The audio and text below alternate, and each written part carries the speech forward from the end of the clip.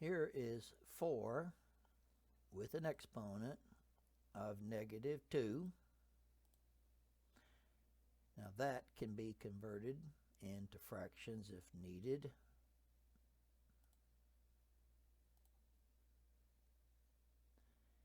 Here is 4 to the exponent 5.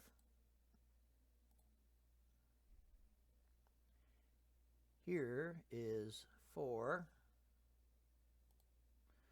to the exponent 2/3.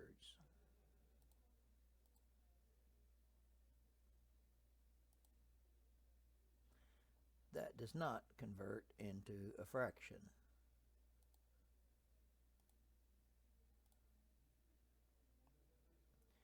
Here is 4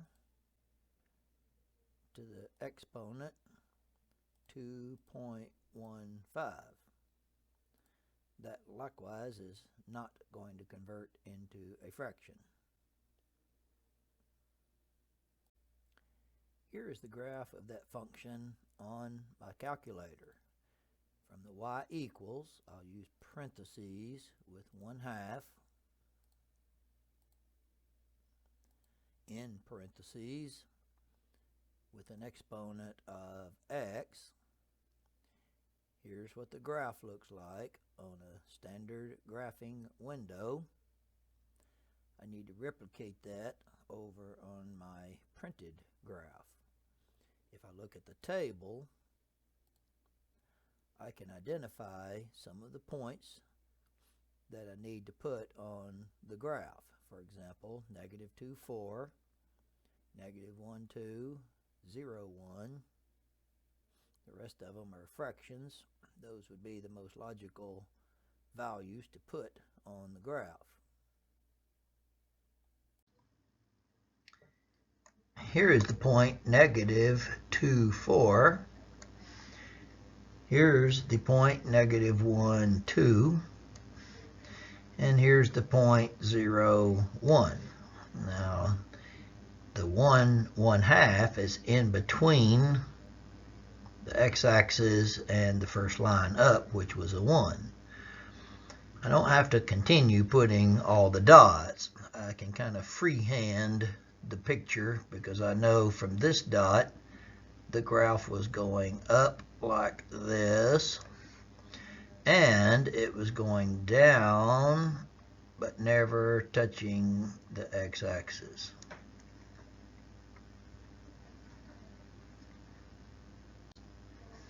In this one we are given the graph of 3 to the x, and we're asked to draw the graph of a -3 to the x.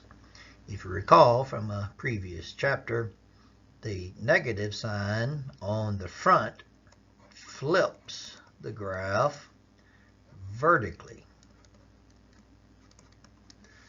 And so the dot here at 0, 1 would be here at 0, -1. The dot here at 1, 3 would be down here at 1, -3. And so on. We have a dot up here at 2, 9, which we'll have a dot here at 2 and -9. So the mirror image of that graph would look like this.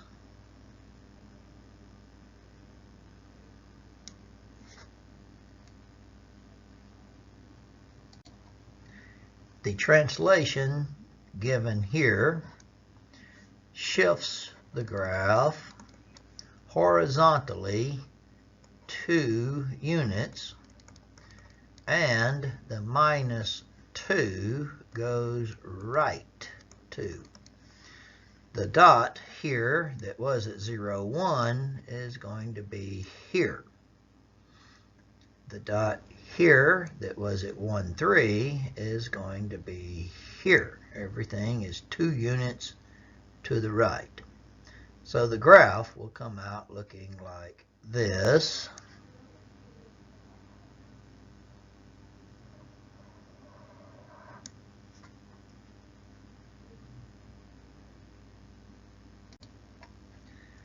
This graph has both a horizontal and a vertical translation.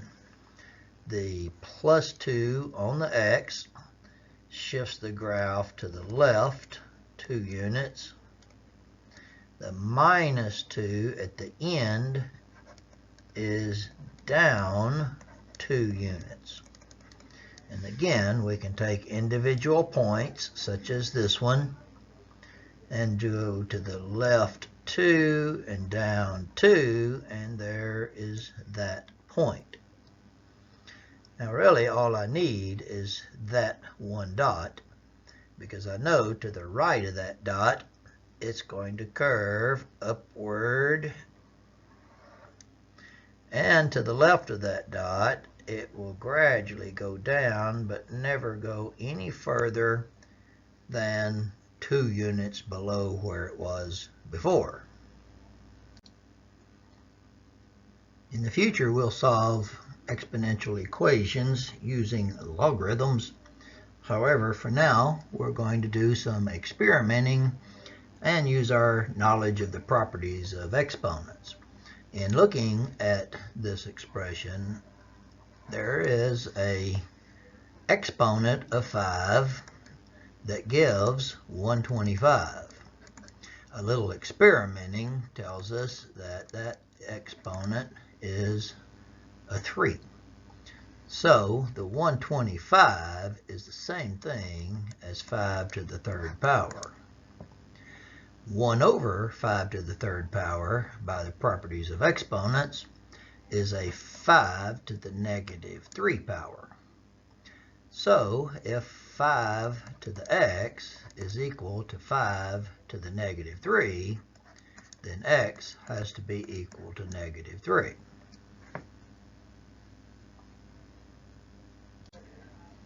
In a similar manner, we're going to write this 9 as 3 squared.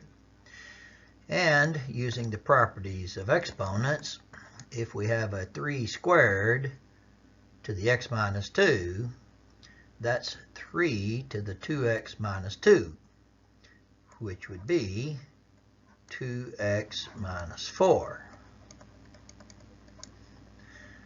Now, if 3 to the x plus 1 is equal to 3 to the 2x minus 4, then x plus 1 has to be equal to 2x minus 4. We can finish solving that like way back in the chapter 1.